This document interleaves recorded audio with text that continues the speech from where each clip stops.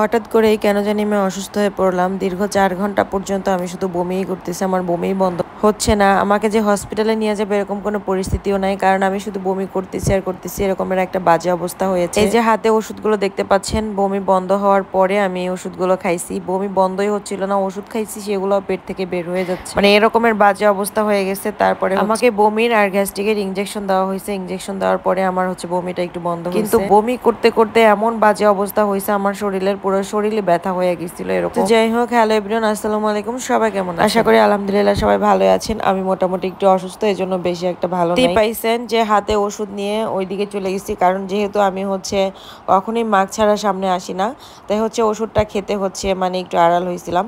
ওষুধটা খেয়ে আসলাম। এই যে ওষুধটা খাওয়ার পরে এখন আমি হচ্ছে মানে ককটা খালি করে ফেলেছি। এখন ককটা হচ্ছে পানি দিয়ে ধুয়ে বাকি ওষুধটুকু খেতে যাবো। এত পরিমাণে গ্যাস্ট্রিকের চাপ দিছে আমাকে যা বলার বাহিরে। সাথে হচ্ছে কোরিও বলছে, তারপর হচ্ছে আবার লিভারের প্রবলেম, মানে একসাথে অনেকগুলো সমস্যা। তারপরে হচ্ছে আবার ইউরিন ইনফেকশন। তো যাই হোক, সবকিছু মিলিয়ে জিলে আলহামদুলিল্লাহ, কারণ আল্লাহ যেটা করেন সেটা অবশ্যই ভালোর জন্য করেন, এটা আমাদের মানতে হবে। এই তো আমি হচ্ছে ওষুধটা খেয়ে ককটা ধুয়ে নিয়ে আসলাম। 2 দিন পর্যন্ত যেহেতু ফার্মেসিতে যাচ্ছি না, আজকে হচ্ছে ফার্মেসিতে যাব, এই জন্যই হচ্ছে ব্যাগটা গুছিয়ে নিচ্ছিলাম। কয়দিন আর ফার্মেসি বন্ধ দিব বলেন, কারণ আমার পেট তো চালাইতে হবে, যেহেতু অসুস্থ, ওষুধ খেতে হবে, কত প্রবলেম। ঢাকা শহরে ভাড়া বাসায় থাকি, বাসা ভাড়া, খাওয়া দাওয়া, অনেক টাকা পয়সার ব্যাপার। একদিন যদি আমি ফার্মেসি বন্ধ রাখি আমার এই লস হবে, তাই ভাবলাম যেহেতু আজকে একটু শরীরটা ভালো লাগতেছে, আজকে আমি ফার্মেসিতে যাই। চিন্তা করলাম বাসায় শুয়ে থাকবো, ফার্মেসিতে গিয়ে বসে থাকবো, তার চেয়ে বরং ফার্মেসিতে গিয়ে বসে থাকি, 2টা টাকাও হবে, আবার সময়টাও ভালো কেটে যাবে। দীর্ঘ 2 দিন আমি ফার্মেসিতে যেতে পারি নাই। আমি প্রতিদিনই ফার্মেসিতে একটা ব্যাগ নিয়ে যাই। ব্যাগটার মধ্যে আমার প্রয়োজনীয় কয়েকটা কাগজপত্র, মানে ওষুধ লেখা থাকে,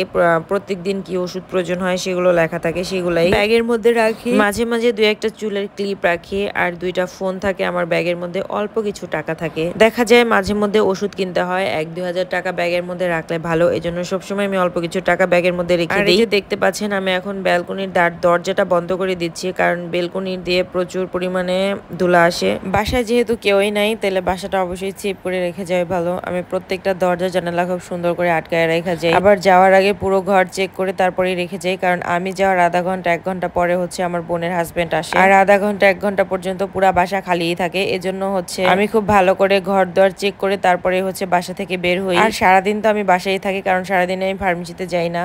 আমি হচ্ছে বিকেল করেই ফার্মেসিতে যাই, বিকেল 4টা, 4:30 বা 5টার দিকে, এরকম 2-1 দিন হচ্ছে সন্ধ্যার পরে যাই, এই আর কি। তো যাই হোক, আমার এই বাসাটাতে কিন্তু টাইলস করা নাই, এজন্য হচ্ছে ফ্লোরটা দেখতে একটু খারাপ দেখা যায়। আসলে এখন বর্তমানে কেউ কিন্তু টাইলস ছাড়া বাসা বানায়ও না, আর টাইলস ছাড়া বাসায় থাকেও না। কি করবো, আমি হঠাৎ করে কোনো বাসা পাচ্ছিলাম না, এই বাসাটা পাইছি, এজন্য হচ্ছে নিয়ে নিছি। তো যাই হোক, আজকের ভিডিওটা এই পর্যন্তই। অনেক কথা বললাম, সবাই ভালো থাকবেন, আল্লাহ হাফেজ।